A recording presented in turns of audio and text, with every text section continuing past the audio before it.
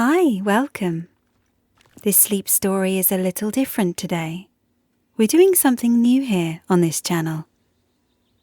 I'm sharing a bedtime story, but I'll also be playing a cozy game in the background to really set the vibe of the story. I'm playing Tiny Glade today, which was a gift from my friend AJ a few months ago now. It's so gorgeous and cozy. I've set the season to autumn, so you can imagine walking through the trees as I read about crafting a warm, cozy scarf from scratch, then taking a walk through the autumnal woods. If we've never met before, my name's Francesca Harrall, though you can call me Fran.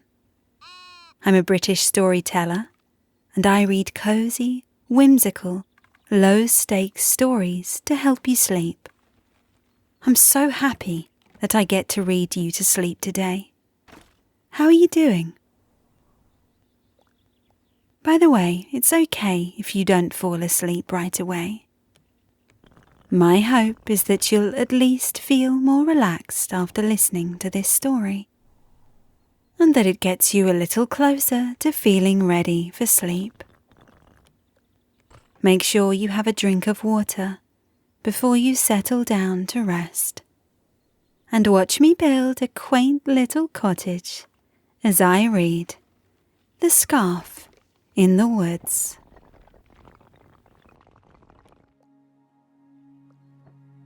There's something so magical about crafting something out of nothing. Maybe if you're also a crafter, you know what I mean. And it doesn't matter what kind of crafts you like to do. They all spark something wonderful as you create. It's not usually the end result that's the most rewarding, at least not to me. It's the process, watching step by step how your finished item comes together. I think there's a part of the creator in every piece, in the way that with every brushstroke if you're a painter, or every stitch if you sew, contains the emotions you were feeling when you made it, and your thoughts and your intentions. Somehow I think that way of thinking is tied to the dream I had last night. As I was drifting into that place that's between being wide awake and sound asleep, I saw dappled light between leaves, the smell of decaying plants, a smell that's so familiar, and they say smell is the most evocative sense, don't they? And I knew at once I was in the woods. It's only nearby, about a 10-minute walk, if that, but I haven't been there in quite some time. That was the first unusual part of this half dream. I never dream of smells. Not one dream can I recall where I remember the fragrance of flowers in a vase, or the pungent exhausts of trucks driving into the night. The second odd thing is that dreams are only supposed to happen once you've been asleep for a while. I'm sure I was drifting into a half sleep, unless I really had been asleep for a while, and I was only dreaming of slumbering for much longer than I really had. That's the other thing with dreams, isn't it? Once you're no longer fully awake, time distorts. In this woodland dream, for example, I had no idea how long I'd been staring up through the canopy of leaves, or drifting through past rough tree trunks and thick bushes. I didn't really know where I was going either, but the wind seemed to nudge me gently in the right direction, wherever that was supposed to be. I couldn't tell you what was in front of me, for even though the sunlight mottled a beautiful pattern on my face, arms, and the ground directly before me, out in front was dark like a loaded brush of ink swirled in a jar of water. The next moment the breeze filled my ears, but it had a voice.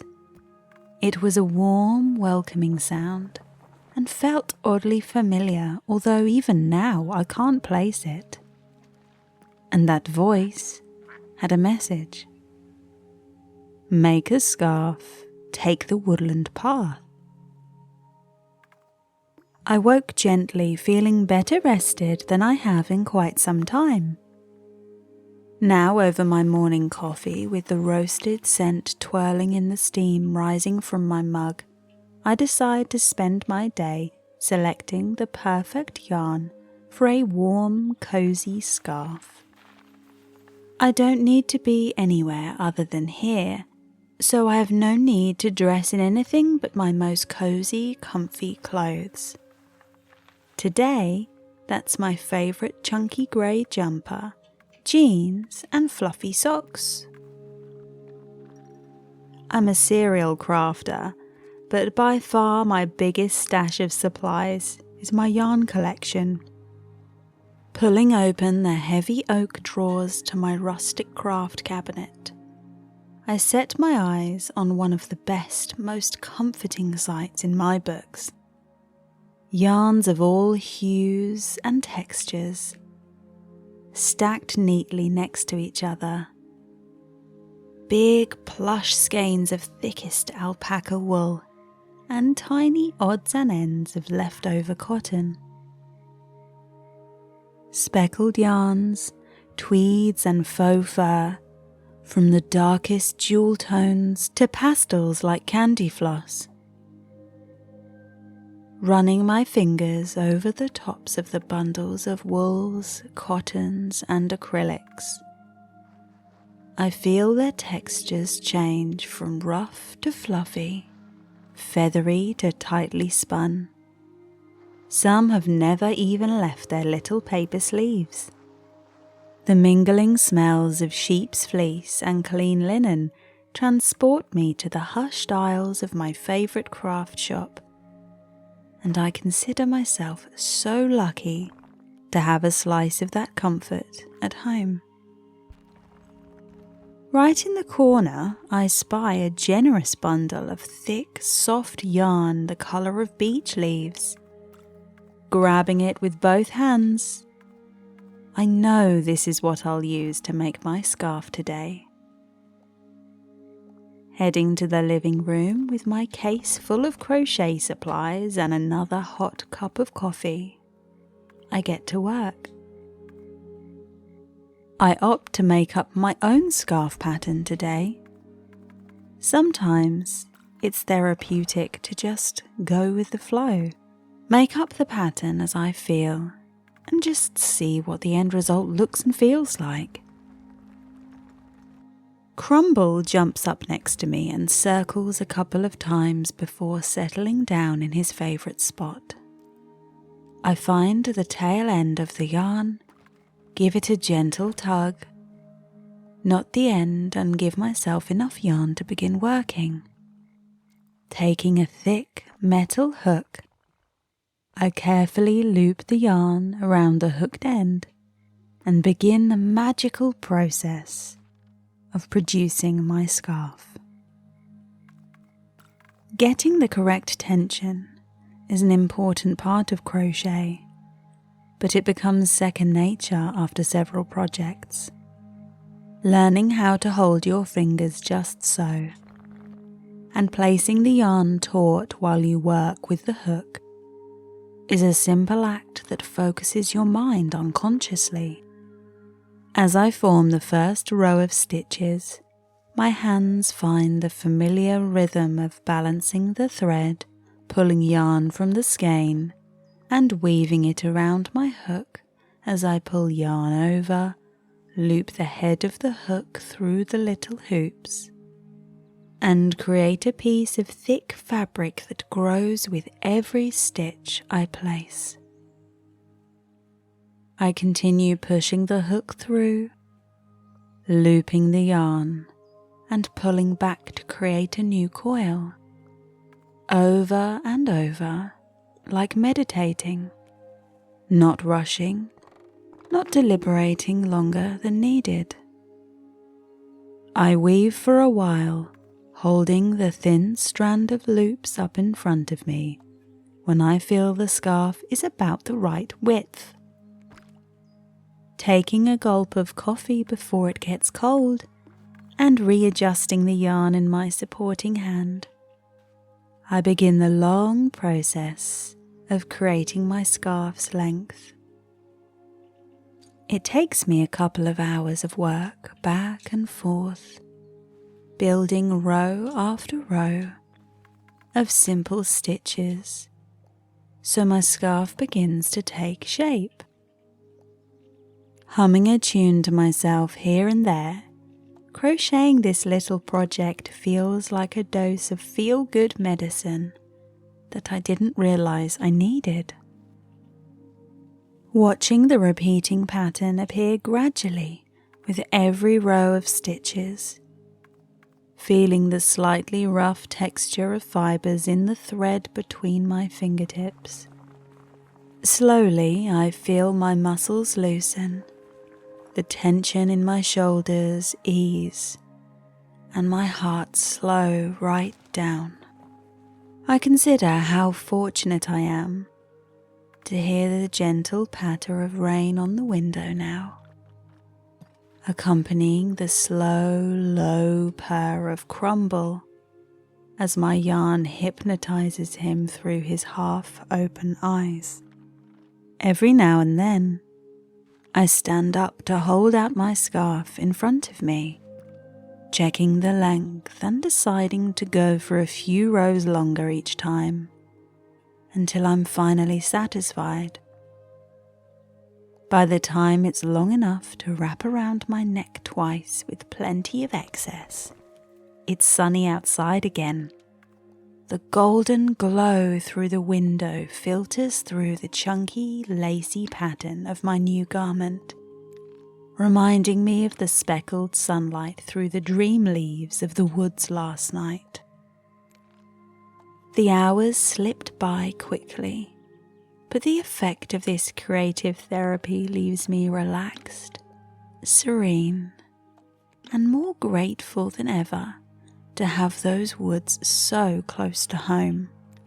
I can't wait to venture out today to experience the nip of the country air. Before I go anywhere though, I need to weave in the ends of my new scarf to fully finish what I started. I take the long tail ends of the beginning and ends of my scarf, slip them through a thick needle, and weave them meticulously back and forth a couple of times into the finished piece, then snip the leftovers. You'd never know they were there. Folding the scarf into thirds, I run my hands over the finished fabric. It's reassuringly thick and soft. To the woods, I think to myself, and go and pull on my walking boots and parka over my jumper. I fill up a bottle of water for the short trip and tuck the scarf under my arm for now. In the comfort of home, I'm warm, but the cool, crisp air will soon creep under my clothes and around my neck once I venture out. I crunch down the muddy track towards the woods. This area is a mixture of working farmland carved up by public footpaths and woodland to explore. Beyond that, if you look carefully enough, you can see where the river meets the sea, boats dotted along the horizon with their colourful sails. Overhead, I see the familiar tunnel under the canopy of trees getting closer, the rustling of leaves getting louder as I approach. It really is feeling rather chilly. So as I continue down the slightly downward sloping path, underneath the great beech and oak trees, I unfold the scarf from under my arm and wrap it around myself. The soft fabric drapes around my neck as I tuck the ends into the front of my coat, feeling the velvety texture of the woven yarn against my cheek is so soothing and very warm.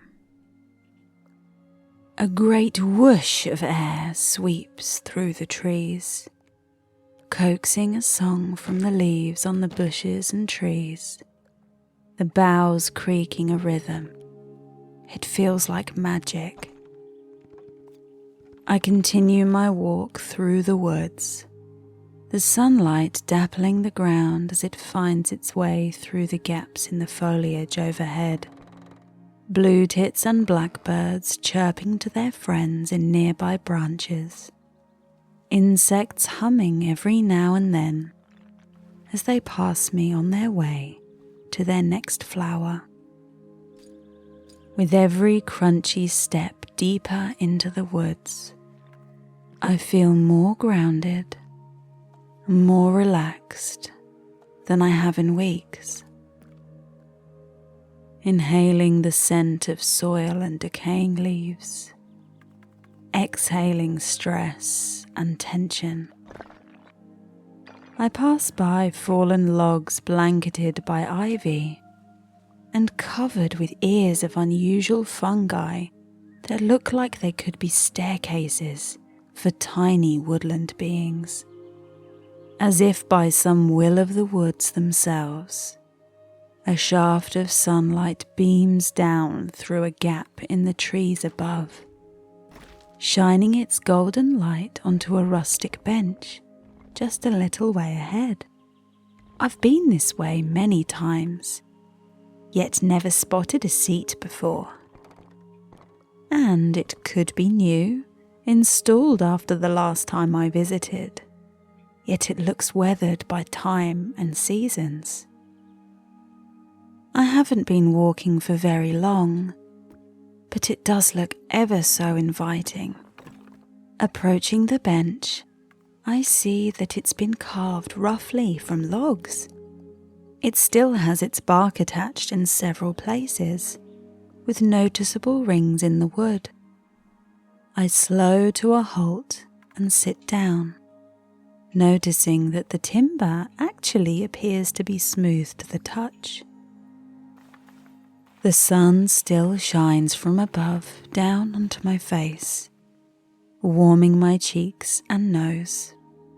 The scarf I made today has done a wonderful job at keeping the chill breeze from slinking down my neck and into my coat.